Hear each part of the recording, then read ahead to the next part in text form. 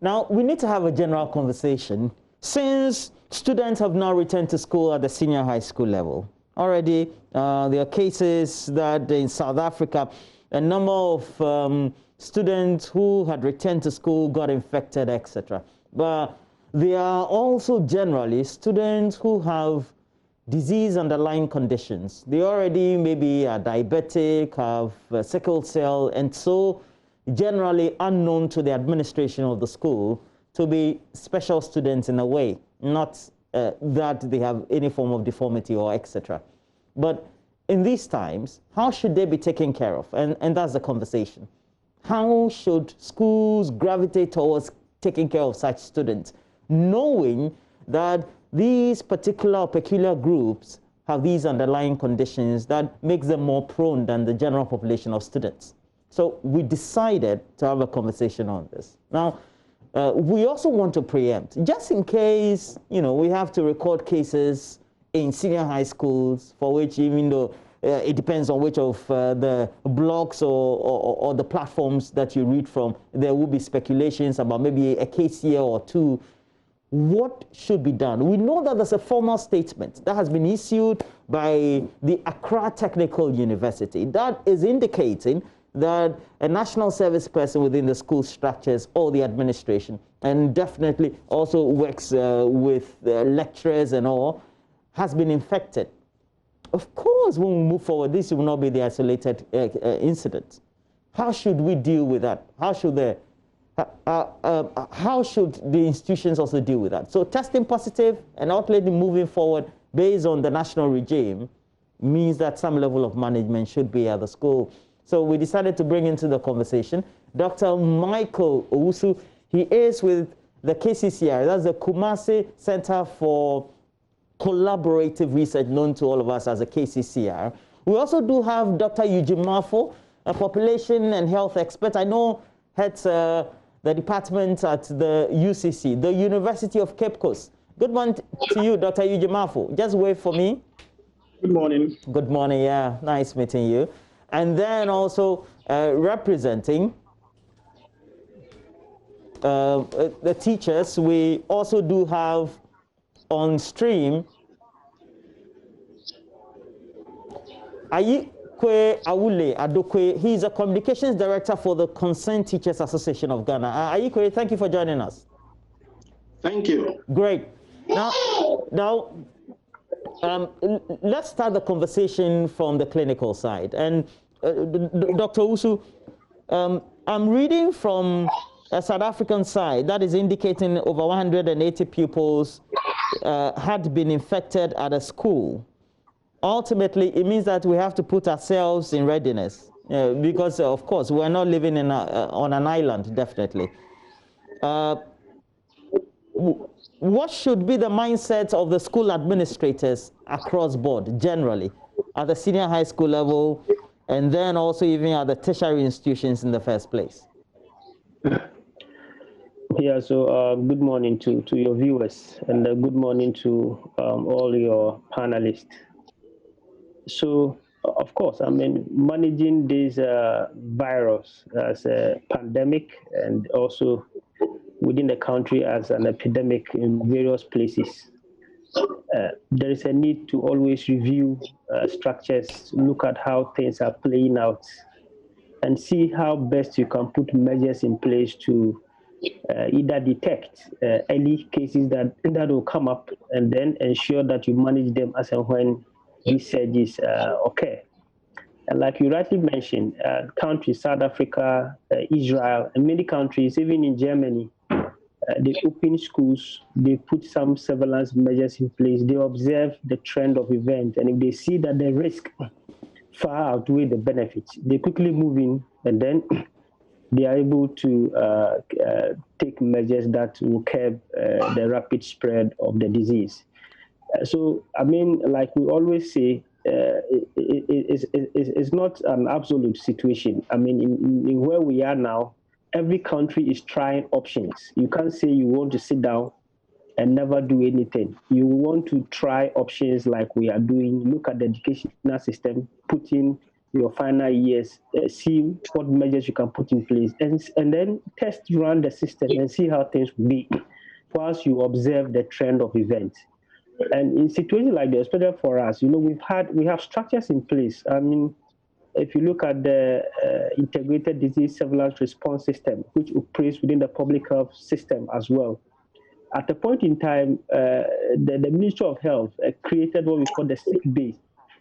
The sick bays are supposed to be placed or work with the education institutions to rapidly detect diseases. And meningitis was a focal infection followed by influenza A, which occurred some time ago. So ever since that happened, the Ministry of Health has been working with the education institutions to ensure that diseases are detected very early, and these are also managed very rapidly. So what we have to do is to ride on the back of the structures we've set for all these years and to see how best we can detect. What we have known is that if you're able to detect the disease very early, you have a high chance of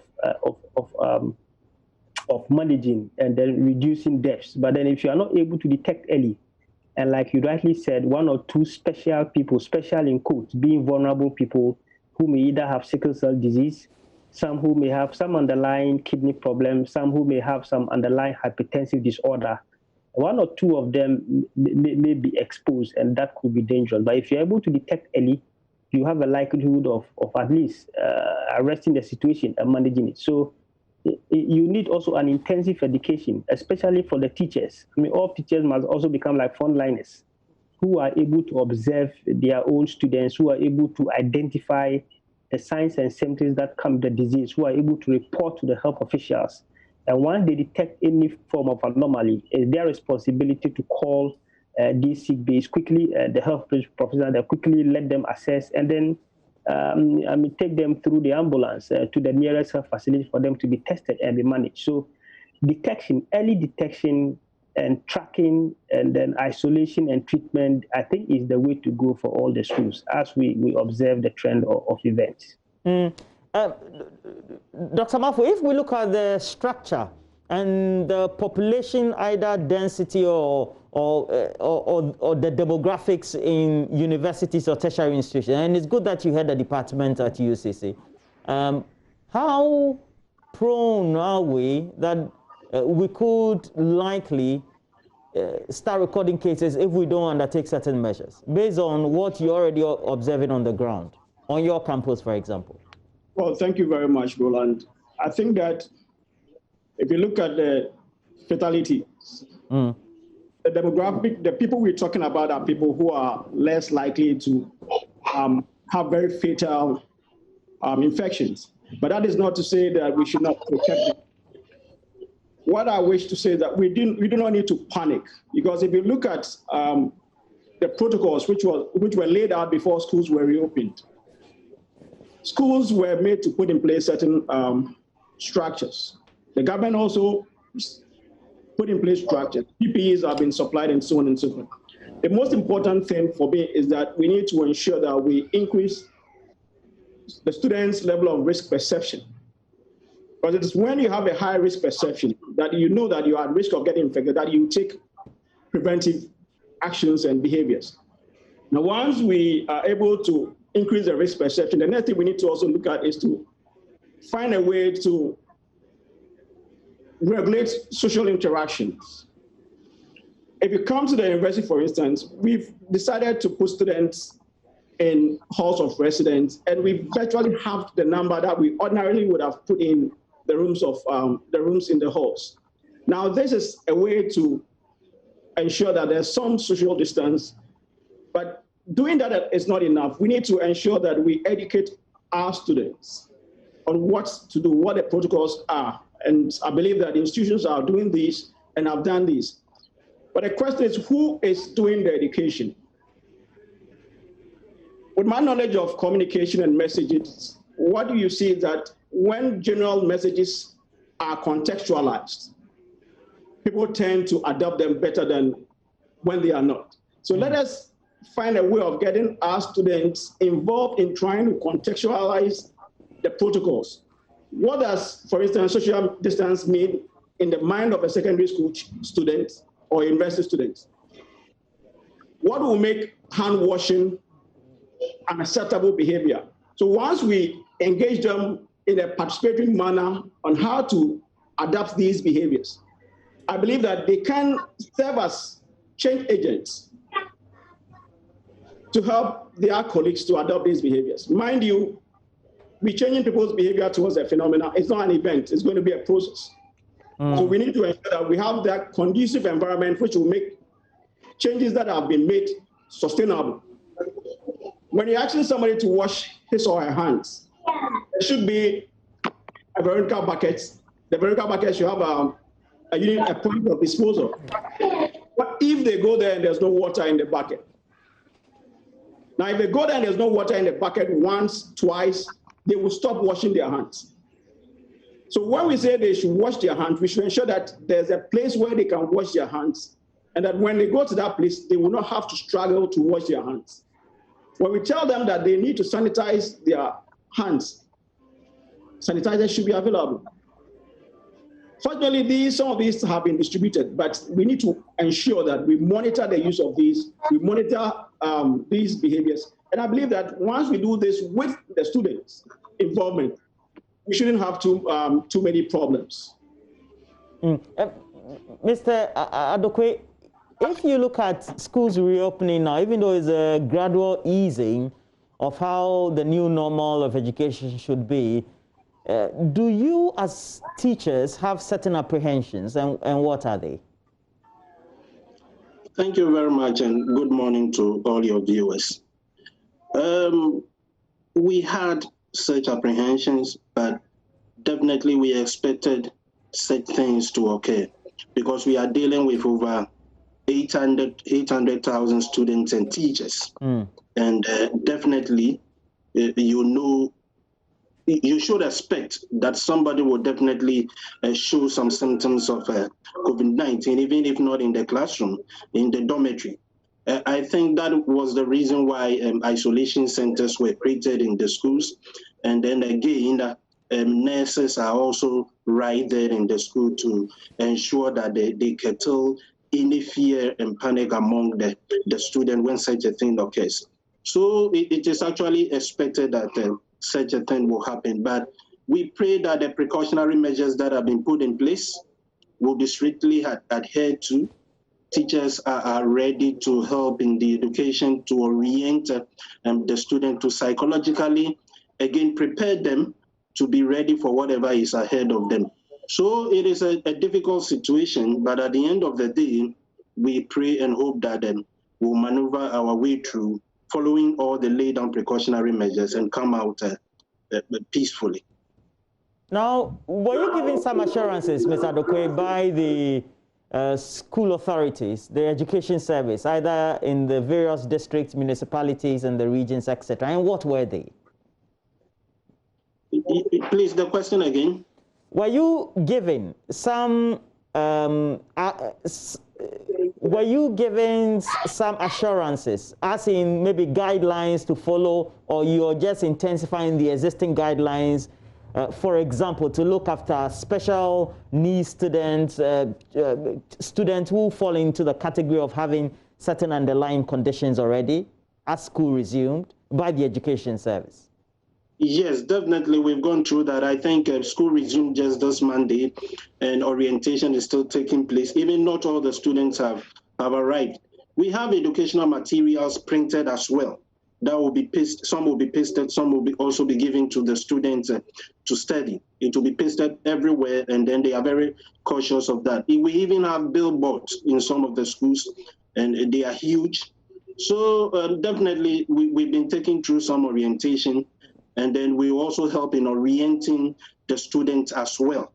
So we are aware of what is at stake, and we are always in collaboration with the health authorities because we have one also on campus, and then we are taking care of the situation. Dr. Usu, if the heads of schools, the administrators, the teachers are supposed to act, quote unquote, as the frontline people in the schools, what then should be their responsibility to the student and then the parents subsequently? Yeah, I think that communication is very, very important in this. And if you don't bridge the communication gap between the teachers, the health professionals, and the parents, then managing this will become very difficult. You understand that panic is one thing that is also another form of disease in itself. If there is panic everywhere, people will begin to behave in a way that you cannot understand. Let me give you an example. Somewhere, I think 2 or 3 years ago, there was the influenza A outbreak at Kumaka, if you remember. Yes. And then for influenza outbreak, the health officer expected the students to stay for them to review each of them, take their particular details and trace them to know which of the dormitories had these outbreaks and then how this occurred. Before they realized, the parents just moved to campus out of fear and panic, took their children, and most of them went away. It was difficult for them to monitor. It took some time for them to normalize the situation. So, like my colleagues are saying, the teachers will have to observe themselves. They have to quickly inform their health professionals, the nurses who are available, if they observe something different, which will mean that they need to understand the symptoms of the disease. They need to understand how people behave. If people are coughing, people are sneezing, people are saying they have fever, if people are unable to breathe properly, what information they take from the various dormitories, how people respond, ventilation availability, and all that. If they are able to give quick information, it is possible to manage it very quickly. But then if there is a delay in information, that becomes a problem. And once you pick up the information from these children, the parents need to be aware. The parents must know that this is their child who is being taken care of. Maybe is at the hospital. There is adequate provision of care for the person, and everything is okay. You don't wait for a delayed communication where parents will later realize that their child is sick somewhere, and then somebody create some rumor that this is what is happening. This could be COVID, and then there will be a whole chaos around. So communication is very, very important. That bridge in communication between teachers, the health professionals, and parents has to be there. Because I'm told that parents are not supposed to come there, which will mean that if they are not well informed on a daily basis, if they don't have updates on what is happening to their wards, some may feel uneasy. So I think it's a path we have to go through, and we need to, all of us have to come together to ensure that this becomes a success for all of us. Dr. Marfo, you look at the communities that the students are coming from, the interactions that they have, and because of the differences in these communities, the interactions or the people that they interact with, then it means that their mindset is different as to what their perception levels are. At what point in time should we say or take into recognition that these are students coming from different areas and they have to be treated differently as a whole, as to how they imbibe and don't imbibe whatever the disease symptoms, etc.? Well, thank you, Roland. I think that there definitely are differences in risk perception and differences in the way they even look at things. But that's where I think we need to work with them and use their colleagues as agents of change. It is one thing sitting in an office somewhere as an adult to design a program. It is another thing sharing this program with the beneficiaries or the target audience and working with them to contextualize the programs. So what I would advocate for is the setting up of some sort of student-led networks in the various schools, if these are feasible. These networks or this group of students would try to contextualize these messages in a way that will resonate with their peers. They should also be part of the whole idea of trying to design their own sort of messages. Yes, they don't have too much time while in school, but they belong to a certain subculture, and they understand things differently. And if they see their colleagues leading a sort of campaign to bring about changes in their lives and in their behaviors, these campaigns will work better. They will feel more empowered to ensure that these protocols are adhered to. So as a matter of urgency, all the institutions must set up something that will get students working with teachers to ensure that these things work. I was talking to a colleague who said that things that we expect never get done, but things that we inspect are the things that get done. So then we need to put together groups who will do some sort of monitoring and will do some sort of enforcement, because changes in behavior take time and people will not adapt behavior until something happens. There's something that should happen, shouldn't be an infection, but that's something that should happen. Should be they themselves realizing that they need to take some personal responsibilities to avoid the infections. And in what way can the student participate in this sort of change messaging or communication, you say? Well, I think that each of these schools has some leaders. I know they're going to write exams, but I believe that we can get some leaders, some influential people in each of these schools, put a small team together, set out these protocols, and let them try to turn them into messages which they themselves will understand. When we say social distance, what does it mean to a student? When we're talking about wearing of face masks, how do you ensure that students will even remember to pick the face masks which have been distributed to wear them? Yesterday, I was going around my campus and realized that there are students who would have the face mask, but the face mask will be in their pocket. They know they should wear them, but it is discomforting to wear it. Now we need to ensure that they are ready to pay this psychological cost of not wearing the face mask. And we need to find people who will probably do a name and shame sort of thing. Don't go on punishing them, but I think that people need to be around to constantly remind them of the need to wear the face mask. And this, I believe, should be done by both teachers and students. If the teachers are leading this, the temptation is that they probably will be using some sort of force. But if their peers are leading this campaign and their peers who are constantly wearing these masks, for instance, they would come by and also wear their masks. So we need to use a multiple approach to address some of these things. Teachers will come in to enforce these, but I think we should use the students themselves as agents to bring about these changes. And I believe that once there are respectable leaders on the campuses, there are opinion leaders, and in any setting, we have these people. If they adopt their behavior, I believe that other people will take after them. So we need to ensure that we put in place systems that are student-led and participatory. And I believe once we do that, we'll get some increased adoption of the behavior, the changes that we desire. Dr. Usu, do we know what really confronts that young population? Because even though the demographics seem to favor or gravitate positively towards their survival, it also means that we are working towards not putting them at risk. Is that not it? Dr. Usu?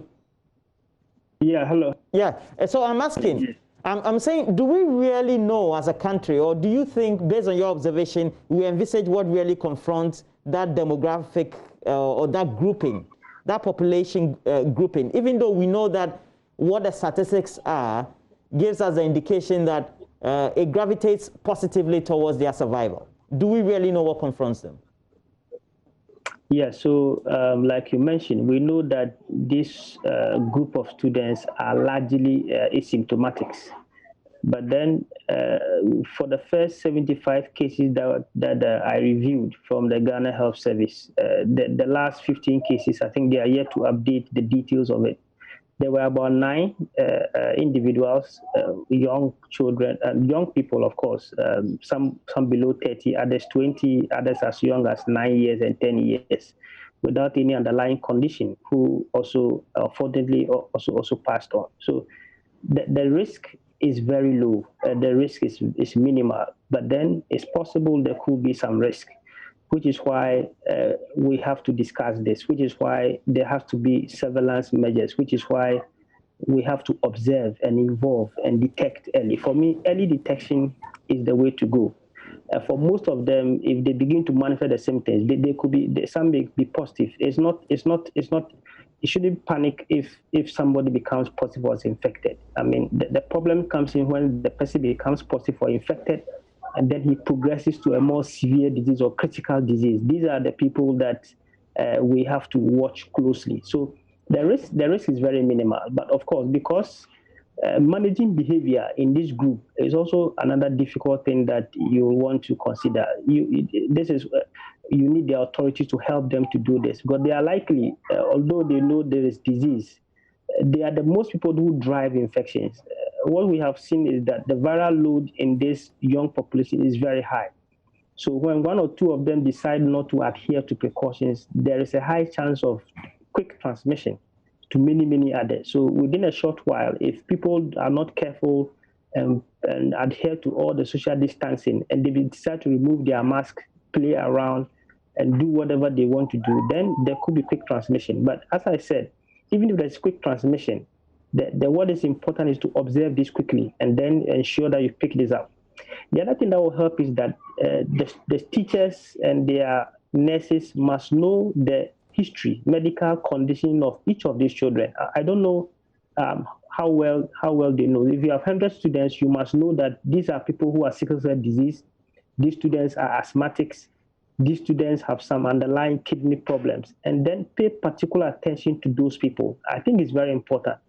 If you know those people beforehand, you can help them, observe them, check on them, because they are likely to have severe form of the disease. But then if you're able to at least pick them quite early, you can help them out. So as I said, the risk is minimal, but then I think that involvement of the teachers, the nurses, and then even parents from a distance, trying to find out what is happening, I think is the way to go. Mr. Adokwe, now the teachers would have to go to the classroom. They already are interfacing and interacting with them. At the end of the day, there needs to be some sense of responsibility on the part of the children. How involved should parents be, even though they are outside the school grounds or the campuses? Thank you. We are very, very interactive with parents as well. We've already been in contact with parents. And when this issue of COVID-19 and the resumption of school came in, we've had all the contacts of those parents, because they are not even supposed to come to the school. So we have to always encourage them. Teachers have made their lines available where the parents also call, and they can even talk to their wards anytime that they want. So for the collaborating with the parent is very, very effective. And on the grounds as well, they are our students. We've been with them for more than 2 years.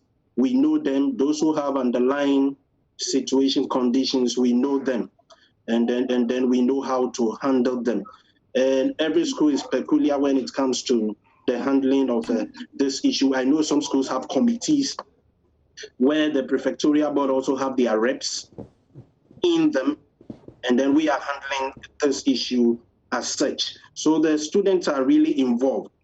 You see, we are looking at the senior high school as we speak today, but we should also bear in mind that next week we have more younger students coming to school, that is the junior high school students. So we are using this one more or less as a test situation to know how effectively those in the senior high school will be handled as we prepare to also receive those in the junior high school, who most of them, almost 99% of them, will be coming from home every day to school, and then they go back. So teachers are really alert. We are hoping we will do our best and collaborate effectively with the health professional and the student leadership to ensure that the right thing is done.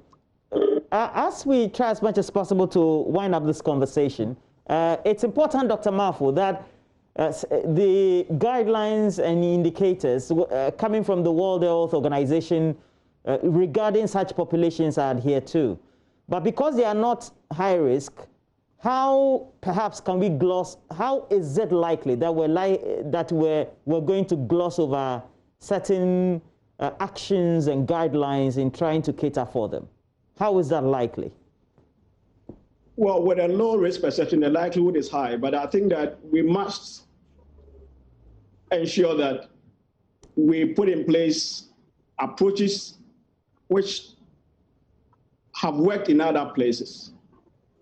There is not going to be a very simple way of doing that because all the school environments differ. So I would wish that we put in place context-specific approaches. We contextualize the protocols, as I've alluded to earlier on. Because, for instance, I'll go back to the issue of hand washing and the use of Veronica buckets. If there's no water on campus, how do you ensure that these things work? Each environment should adapt these protocols. In some places, instead of Veronica buckets, people have installed wash and basins, sinks, because there will be a regular flow of water. Nobody would need to dislodge the water and other things. If it is possible to put sinks, don't put sinks and don't use Veronica buckets because maybe you don't have the hands to dispose of the water and to refill the water. So each school or institution should look at its context and try to look at how best it can adapt and adopt the protocols to fit the context. There's no one-size-fits-all approach to dealing with these things.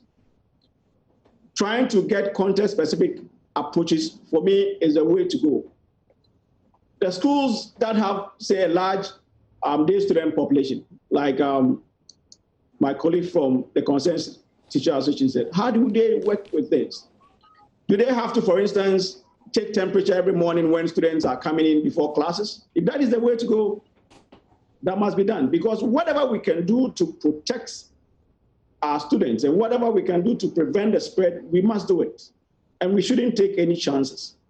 The virus is real, and we know how high-profile people are being affected and infected. But for me, I think that panic shouldn't be one of the things that we should engage in. We should believe in the protocols that have been put in place, and we should find a way to adapt the protocols to see the environment we find ourselves in. I believe that we will have very successful completion of the academic year.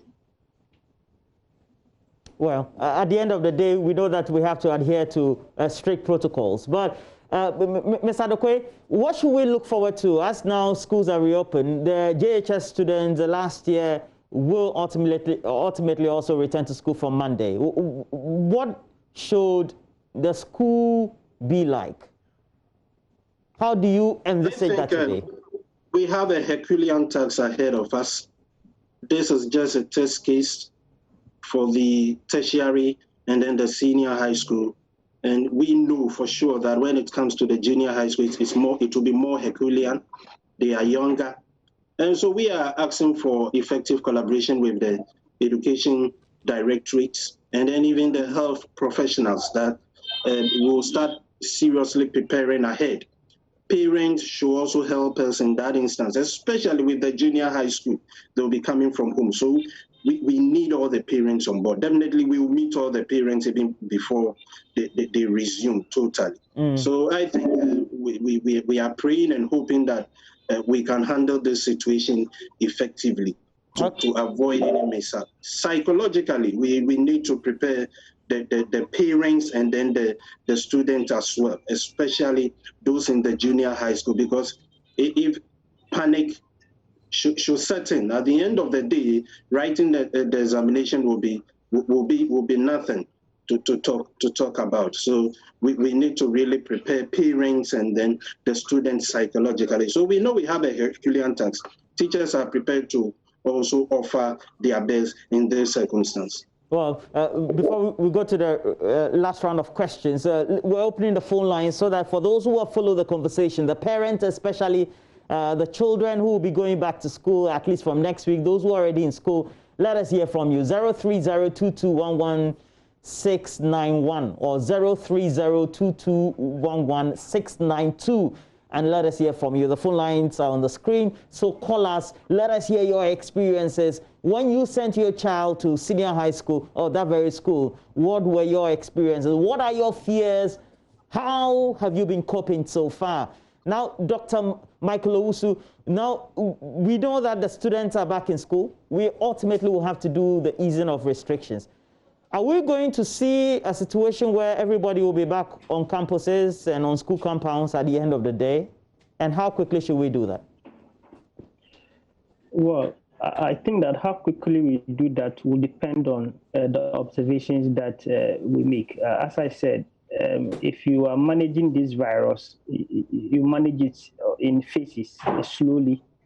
So if you have the fourth-year students coming, you put your surveillance measures in place, you observe how they are able to behave, you observe how they are able to adhere, you are able to quickly move in and then detect and isolate and treat.